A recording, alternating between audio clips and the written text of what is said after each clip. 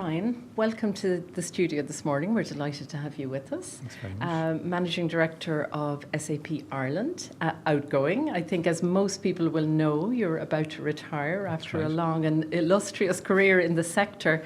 So I might start off, and we often do, by the human story a little bit of yourself. And could you tell us a little bit kind of about your career trajectory and how you got to SAP and where you are today? Sure, yeah, thanks very much, Anne. I'm an engineer by trade. I graduated from Kevin Street in 1986, and at that stage I was actually selected as part of an ANCO graduate programme. So at the time, ANCO, which became FOSS and is now Solus, they had a programme where they selected engineers from different colleges and universities. They arranged for interviews with companies abroad, centres abroad. Some people got the jobs, others didn't, but I got the job in Amberg. It's a small town near Nuremberg. And I know it's a little bit funny, the government were actively sending talent outside of Ireland with the view that they would come back. And in hindsight, it was a great programme because most of us, if not all of us, came back. And that was my very first job. It's a town in the heart of Bavaria, very close to the border, the Czech border. So I used it as an example to learn German. And if it's anything that I learn, anybody can learn a language in 6 months, and I'm living proof of that, because pretty well the only English I had was the Voice of America radio between 6:30 and 7 in the evening time. The wall was still up at that stage. And the other thing that really helped me was I was in a manufacturing facility as a quality engineer on the factory floor, and almost all of the operatives on the factory floor were women. I think it was just a manufacturing phenomenon. It wasn't unique to Germany. I think that was the same the world over. And what it meant was that when I would try to speak on the factory floor, I'd hear corrections coming behind me. The people who I was talking to would correct me straight away. It was like mothers teaching their children how to speak the language, and that just never stopped. So irrespective of, as I got more comfortable, as I got more proficient, the corrections never actually stopped, and it snowballed from there. It really, really helped me. So and between then, television, newspapers, it is possible to learn a language to a very high degree of fluency within 6 months. So that was lesson number one. But I guess working in Germany as well, the Germans are very like the Irish. They drink a lot, they swear a lot, and they like to slag each other off an awful lot as well. So I kind of fit right in. But what learning the language meant as well was I got to know the people very, very well. And I got to understand what made them tick. I got to understand, I was invited to their houses. I got to ask their children what they did at school and try and compare it with what happened in Ireland as well. But it gave me a great introduction to the culture, because I think people and culture are very closely linked. So when I stayed with Siemens for 4 years, I always intended to come back to Ireland, and I did so after 4 years, and then worked in automation for companies. APV was the company, and then I joined Donnelly Mirrors in Naas. And then I joined Motorola, and we had a manufacturing site again in Swords, and they made pagers. And that was another lesson in life. A few things happened at Motorola. That was my first leadership position there. Even though sometimes I think I joined the FCA when I was quite young, the local defence forces, and I was promoted to corporal, and that's where I had my first leadership development course there. That's where I learned to be fair, firm and friendly. That's what they teach you, even though I understand it's fair, firm and approachable. But Motorola introduced me to leadership, and it kind of the leadership journey then really restarted from there. Texting then was invented effectively when digital technologies, mobile technologies came out, and that completely killed paging as an industry overnight, almost overnight. And Motorola eventually closed their doors. But at that stage, then I stopped working with, made redundant from Motorola, and thankfully joined SAP. And I guess that's where the SAP story begins. Yeah, and SAP, most people would be very familiar with SAP, but tell me a little bit about SAP globally and the sort of the exciting technologies that SAP works on, and maybe then also a little bit about the Irish operation. Sure, yeah. SAP were the global leader in enterprise application software. So we help companies of all sizes run their business. We have industry solutions spanning aerospace and defence, mining, banking, and effectively we help companies make their products, sell their products, hire the staff to make the products and sell the products, issue invoices, everything from start to finish. We will help a company run their business. And we have many, many customers who we help from start to finish across that portfolio. We have about 110,000 employees worldwide, and 87% of all global financial transactions touch an SAP system. So 80% of the world's GDP in some form or fashion goes through an SAP system. So it's a hell of a responsibility that we have, and we know that as well. And our business model is very partner-centric. And what I mean by that is if we wanted to employ all the people who are just engaged in implementing SAP throughout the world, then we would be a 1.3 million employee company. But we're not, we're 110,000. Our business model has always been to partner with companies, teach them, train them, enable them, and they then partner with us around our solutions. So, and we've 25,000 partners around the world, and that has enabled us to scale. And that mindset of partnership then just permeates throughout all the organisation, and it's something that I learned very, very quickly, and it's something then that we ended up using from an Irish perspective in how to just do things in Ireland, for example. So at a global level, we have 21 labs throughout the world. Ireland is one of those 21. And when I started in 1999, there was 33 employees, and now we've 2,400 across, I would say, practically all lines of business within SAP. But there's main areas of focus. Services, very strong services, employee base support, all applications across Europe and the Americas. We have an R&D function focusing mainly on business intelligence, so analytics cloud and planning and analytics. And we have commercial sales and commercial activities as well. And the final one then is because our partner ecosystem is so important to us, we have a very strong partner engagement organisation, and that's mainly based in Galway. So we've two sites, Dublin and Galway. That was something that the IDA particularly pushed early on. We started in Dublin, and then we effectively explored the opportunity then to look outside of just Dublin. This is back in 2000, 2001, when Dublin was really growing as well, and we were able to do that, and thankfully we set up a very successful operation as well in Galway. And with all your experience in leadership, I want to come back to that, but you mentioned the IDA there yourself, and there are partners on this series. Mm-hmm. So I do want to ask you a little bit about the relationship with the IDA. Yeah. From the point of view, I think everybody thinks about the IDA bringing people into the country, but the IDA do a lot more than that, I gather. So can you tell me a little bit about your relationship with them over the years? Sure, absolutely.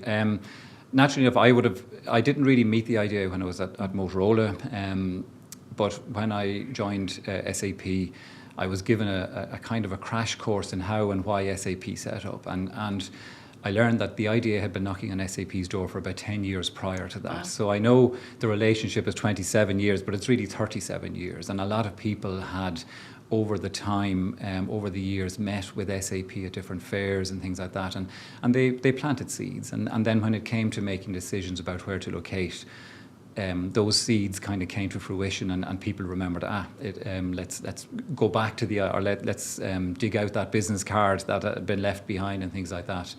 And it kind of started from there. So in the early days, it was different in that we were growing. So it was non-stop. I mean, we were we had a number of different announcements, which is always great. And I think, the country, the ecosystem at large benefits from that. But as you kind of reach a plateau, the IDA then are very proactive in ensuring, are we certainly not only maintaining the lines of business that we have, but where can we grow? Where can we get new ones? And it's not just around yes, there are R&D grants, there are R&D tax credits, there are training grants, and these are really important. And they go down, they resonate very well at a corporate level as well, because the monies may not be, the amounts may not be significantly large. Well, they are in certain areas, but it's the fact that the government, the IDA as an organisation, are just willing to have that conversation, start that question, can we help you more? How can we help you more? And it even goes as far as a programme called the Leading with Strategic Intent that I was engaged with as well, the LSI programme. And that's where they take 5, 6, 7 companies in association. It's run by the IMI, and these companies are brought through a particular curriculum over a 9-month period, culminating in what is effectively a capstone event where they present ideas on how possibly to engage further with corporate, stakeholder management, things like that. And they also then have a number of different mentors, and I was asked to be a mentor, and thankfully I mentored for the past 4 years and got to, even though technically I was giving some of my knowledge out there, but I learned so much on that particular program from those companies as well.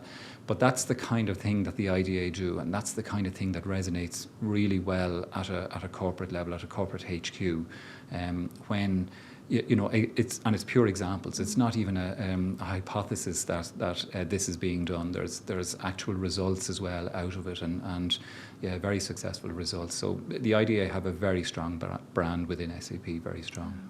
So you mentioned the LSI there, Liam, and I'm very interested in that whole side of leadership. I loved what you said about mentoring, because I'm a great believer in reverse mentoring, and I think you can learn so much from the people you are mentoring yourself. It's remarkable.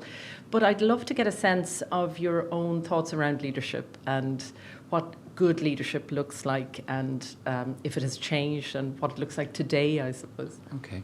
I'm still a firm believer in the 3 Fs, the fair, the firm, and the friendly, now approachable, and that's something that I've always tried to hang on to over the years. I do believe leaders have to be very good communicators, and it's not just that they can be very articulate, but they have to be able to communicate upwards, downwards, and sidewards, and that I found particularly in working for SAP as well, because the cultures are slightly different. The German colleagues like to write emails and things like that, whereas I prefer to pick up a phone. And there was 1 or 2 examples where emails were written to me, and I thought, oh my God, what have I done here, etc. I ring the colleague back, and they say, oh no, that's not what I meant. I didn't mean that at all. Now, I know that's just an example of communication, but for me it was an example of the differences potentially in how others, and certainly others in other countries, because that does impact then on the communication style when talking to board members, when talking to other executives within SAP, and in terms of communicating upwards.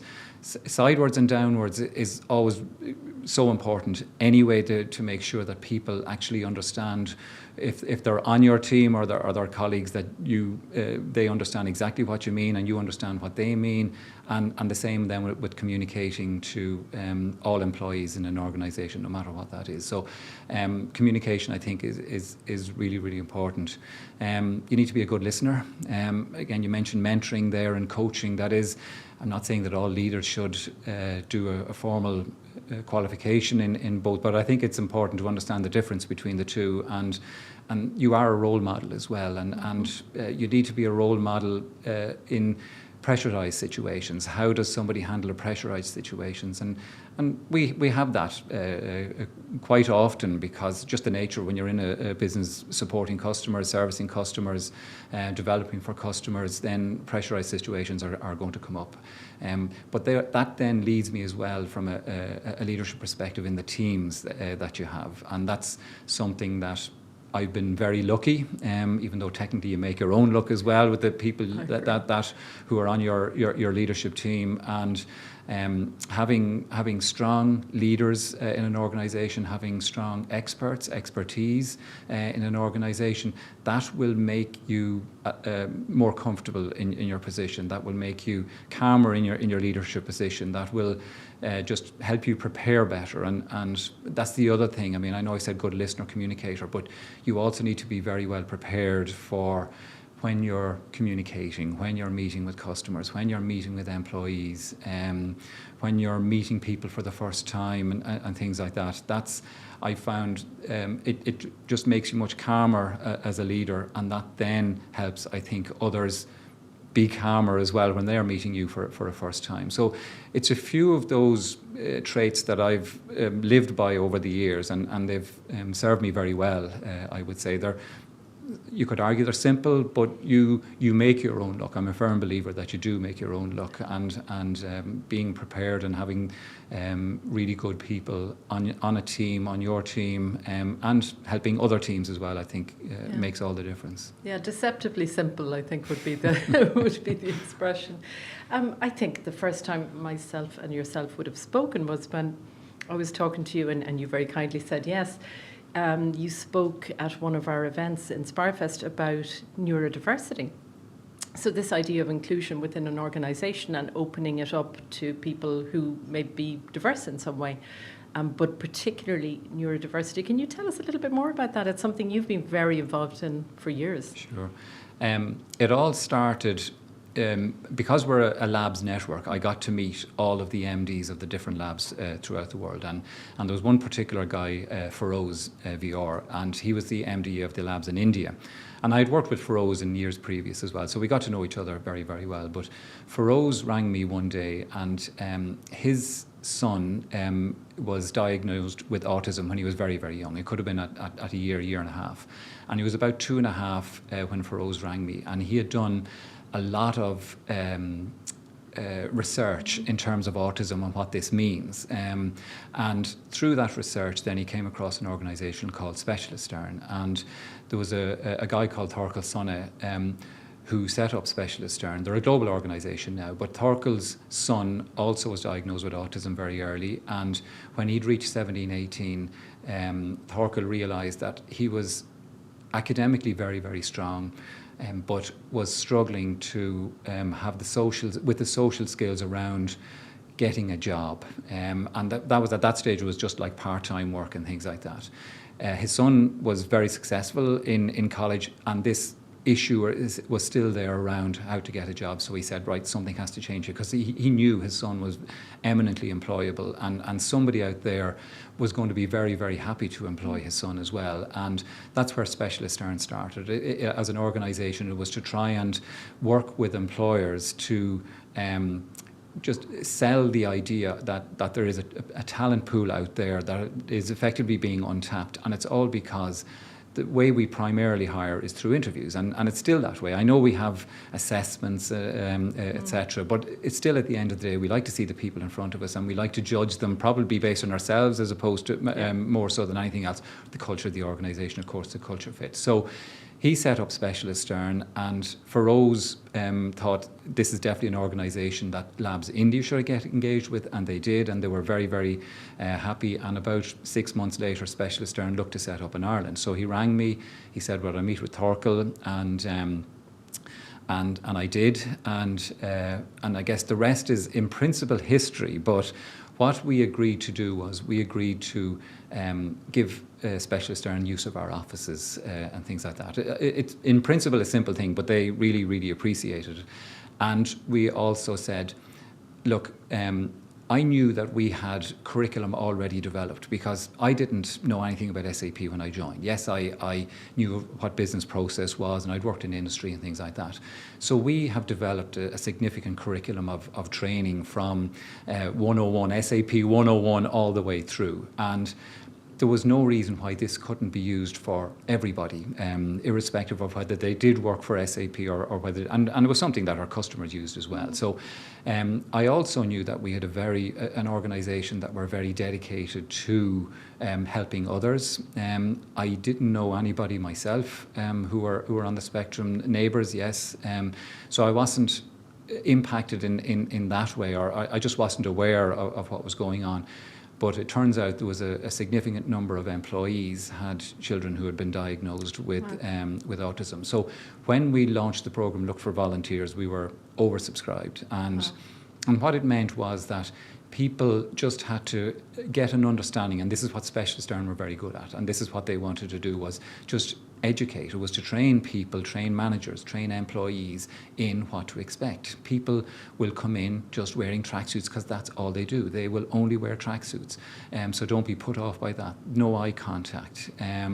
Just different mechanisms for engaging with you and talking with you, but they will be very clever, and they will have all the degrees out there, and they just cannot get that experience. So they're coming with experience in retail and things like that, in restaurants, waiter, but they don't have experience.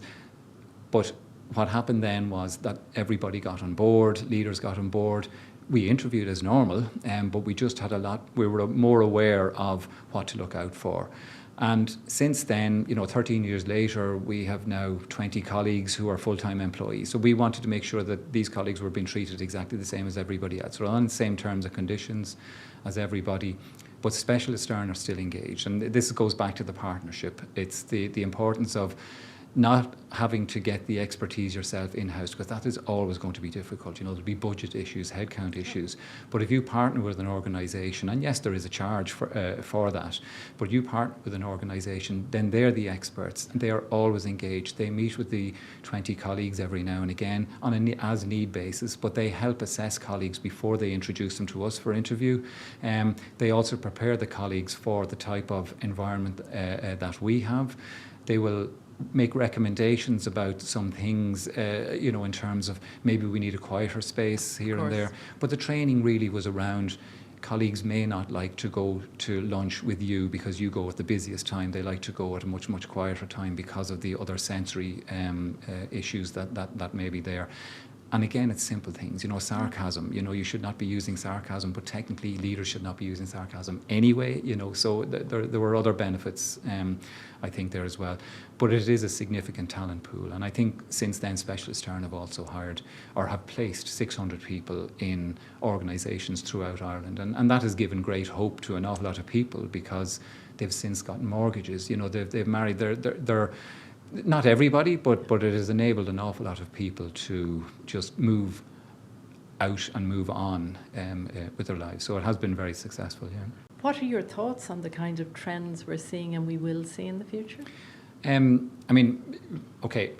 an enterprise application perspective, from what SAP does, I think AI is it is key. That's Christian Klein, our CEO, rightly says it's something that is going to be a game changer. It's not only a game changer, but I think it's going to be a significant enabler for an awful lot of businesses as well. And just to get them to think differently, because that's the other, there's agility in business process. And it's very pertinent to business, etc., very relevant for business, but it will help, I think, companies transform and think about transforming. It's a very difficult thing to do for companies, is to transform something that they've been doing for 20 years, 30 years, 40 years. Yes, they have implemented SAP or some of our competitor products as well, but still to transform, you have to bring so many people with you, and that's difficult. But where we believe strongly that AI will really help in that transformation in terms of not only the generation of curriculum and training and things like that, but also how you bring people along with you. So and that's going to be really, really important. Sustainability, how you measure and account for sustainability is something that is just strategically key for SAP and I think for the industry going forward as well.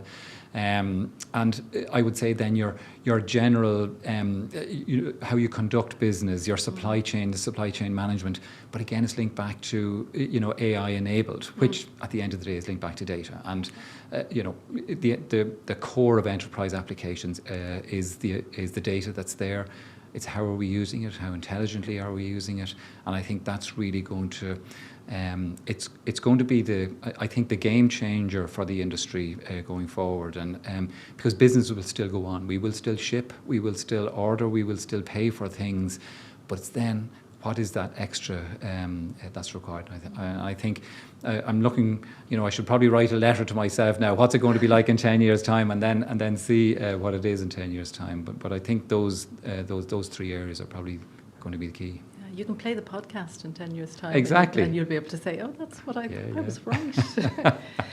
Liam, thank you so much for coming in to us. I could talk to you for forever, but it was great to get your views, and I'm not going to ask you all the questions about what you're doing next. You're sick of replying, I'm sure. Can I just wish you the very best of luck with the next Thank you very much. adventure? And thanks again And for thank coming you, in. and thank you for the invitation.